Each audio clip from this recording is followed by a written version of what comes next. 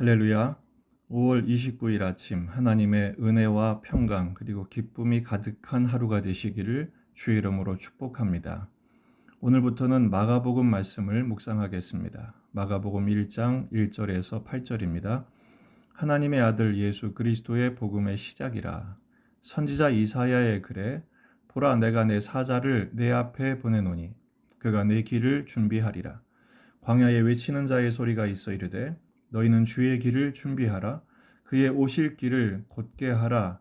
기록된 것과 같이 세례 요한이 광야에 이르러 죄 사함을 받게 하는 회개의 세례를 전파하니 온 유대 지방과 예루살렘 사람이 다 나아가 자기 죄를 자복하고 요단 강가에서 그에게 세례를 받더라. 요한은 낙타 털 옷을 입고 허리에 가죽띠를 띠고 메뚜기와 석청을 먹더라. 그가 전파하여 이르되 나보다 능력 많으시니가 내 뒤에 오시나니 나는 굽혀 그의 신발끈을 풀기도 감당하지 못하겠노라. 나는 너희에게 물로 세례를 베풀었거니와 그는 너희에게 성령으로 세례를 베푸시리라. 아멘. 마가복음의 저자는 마가입니다. 그가 예수님의 12제자가 아님에도 예수님의 행전을 기록할 수 있었던 것은 베드로와의 특별한 관계 때문입니다. 마가는 사도행전을 묵상할 때 소개한 것처럼 바울과 바나바와 함께한 첫 번째 선교 사역에서 크게 실패를 맛보았던 사람입니다. 예수님에 대한 큰 실패를 맛보았던 베드로가 그 마가를 거두죠. 그리고 양육하고 동역하면서 세워나갑니다. 나중에 베드로는 이 마가를 내 아들 마가라고 소개할 정도의 관계가 되었죠. 그래서 마가는 베드로와의 동역을 통해서 베드로가 경험한 예수님의 이야기를 익히 들었을 것입니다. 그것을 기록한 것으로 보입니다. 이 마가복음의 주제는 섬기러 오신 종이신 예수님을 강조하고 있습니다. 사복음서 중에서 가장 짧은 책이고 짧은 문장으로 이루어져 있으며 예수님의 실제적인 그 행적들을 강조하고 있습니다. 가장 많이 나오는 단어가 즉시, 곧 이런 단어들이 많이 나오죠. 섬기시는 종의 이미지를 부각시키기 위함입니다.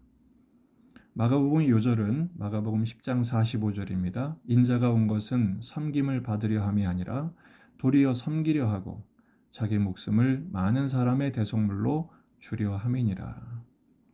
또 마가복음은 현재형 시제가 가장 많이 쓰였습니다. 151회나 쓰였죠. 사역자이신 예수님, 현재형으로 빠르게 진행되고 있는 그런 내용을 확인할 수가 있습니다. 또 마가복음은 복음을 강조합니다. 사복음서 중에서 복음이란 단어가 제일 많이 나옵니다. 1절도 이렇게 시작하죠.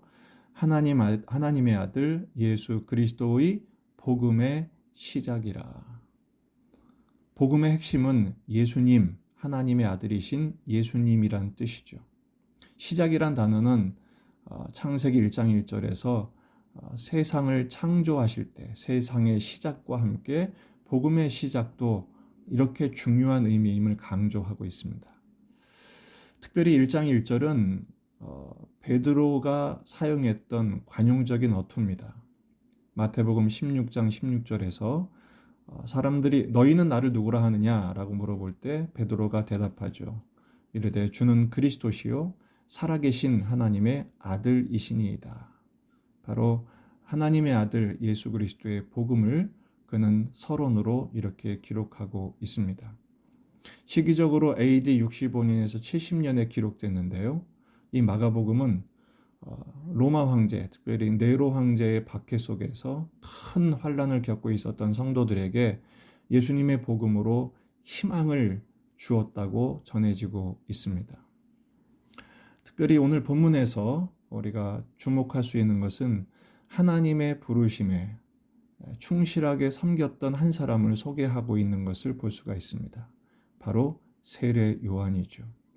이 세례 요한은 여자가 낳은 사람 중에 가장 큰 사람이라고 일컬음을 받았던 사람입니다. 왜냐하면 선지자 중에서 예수님 직전에 증언을 했고 예수님을 직접 만나고 그 예수님에 대해 증언했던 사람이기 때문에 그렇습니다. 이 세례 요한은 예수님의 오실 길을 예비했던 사명을 갖고 있었죠. 2절에 보라 내가 내 사자를 내 앞에 보내노니 그가 내 길을 준비하리라. 그리고 3절에서도 광야에 외치는 자의 소리가 있어 이르되 너희는 주의 길을 준비하라 그의 오실 길을 곧게 하라 라는 사명을 타고 왔던 사람입니다. 그래서 세례 요한은 죄사함을 받게 하는 회개의 세례를 전파했죠. 온 유대 사람과 예루살렘 사람들이 나와서 죄를 자복하고 그 세례를 받았습니다. 그러나 당시 그렇게 인기가 있었던 세례 요한은 자기를 주목하지 못하게 했습니다. 왜냐하면 세례 요한의 목적은 뒤에 오시는 분이신 메시아이신 예수님을 소개하는 것이 사명이었기 때문입니다. 그래서 7절에 그가 전파하여 이르되 나보다 능력 많으신 이가 내 뒤에 오시나니 나는 굽혀 그의 신발끈을 풀기도 감당하지 못하겠노라. 나는 너희에게 물로 세례를 베풀었거니와 그는 너희에게 성령으로 세례를 베푸시리라. 예수님을 증언하는 일을 하고 있습니다. 세례 요한에 대한 소개가 나오죠. 4절을 보면 그의 거주지는 광야였습니다. 광야는 아무것도 없는 것입니다. 아무 사람도 없는 것입니다. 6절을 보면 그의 의상은 낙타털이라고 했습니다. 서민들의 의복이었죠. 허리에는 가죽띠를 꼈습니다. 평범한 신분이었다는 뜻입니다. 음식은 메뚜기를 먹었습니다. 경제 활동이 불가한 사람들의 음식이었고 석청을 먹었습니다. 석청은 가난한 사람들의 후식이었습니다. 세례 요한은 심플한 삶을 살았습니다. 왜냐하면 사명이 분명한 사람은 인생이 단순하죠. 왜냐하면 그 사명을 준비하고 집중하고 성취하는 일에 몰두하기 때문에 그렇습니다. 세례 요한은 어떻게 이렇게 단순한 삶을 살았을까요? 오직 사람들로 하여금 예수님을 보게 하는 일이 그의 사명이었기 때문입니다. 누가복음 3장을 보게 되면 3장 1절 2절에 하나님의 말씀이 빈들 광야에 있었던 사가랴의 아들 요한에게 임했다고 소개하고 있습니다. 그런데 1절에서 디베르 황제, 빌라도 총독, 헤롯 왕, 빌립 왕, 루사니아 왕, 대제사장 안나스와 가야바가 있었는데 하나님의 말씀은 요한에게만 임했습니다. 왜 그렇습니까? 세상의 권력에는 소망이 없었기 때문입니다. 오직 빈들에서 광야에서 하나님의 부르심에 집중하고 하나님의 다스리심을 기다리던 세례 요한에게만 하나님의 말씀이 임했던 것입니다. 오늘 말씀을 통해서 우리는 두 가지 기도 제목을 함께 나눌 수 있겠습니다. 첫째, 세례 요한처럼 광야의 소리 같은 삶을 살게 하옵소서. 이렇게 기도하면 좋겠습니다. 세례 요한은 철저하게 나는 없어지고 예수님만 드러나는 삶, 내가 드러나지 않기를 간절히 원했던 사람입니다. 요한복음 3장 30절 그는 흥하여야 하겠고 나는 쇠하여야 하리라. 소리 나는 순간만 있고 그 후에는 사라지고 맙니다. 우리가 모두 세례 요한일 수는 없지만 세례 요한과도 같은 삶을 소망하기는 해야 합니다. 오직 주님의 말씀만 드러나는 삶을 살기를 기도하고 실천하십시다. 두 번째, 오직 예수, 오직 복음을 드러내는 삶을 살게 하옵소서. 가장 행복하고 가장 성공적인 인생은 뭘까요? 예수님으로 채워져 그 예수님만 드러내는 삶일 것입니다.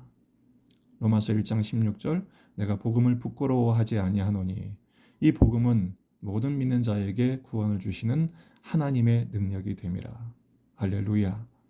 복음은 하나님의 능력입니다. 우리에게 구원을 주시는 하나님의 능력이요.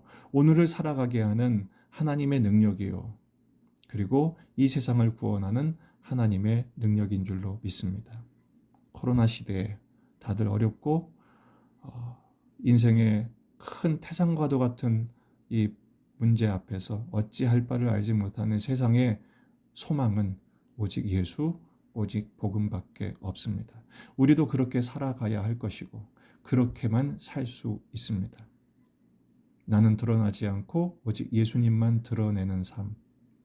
내 삶과 말을 통해서 내 인생에 살아계셔서 역사하시는 예수님의 복음으로 나도 살고 이 예수님만이 세상의 소망인 것을 드러내는 삶, 세상으로 하여금 예수님을 만나고 예수님을 깨닫게 하는 삶을 살 수 있다면 그보다 성공적인 인생은 없을 것입니다.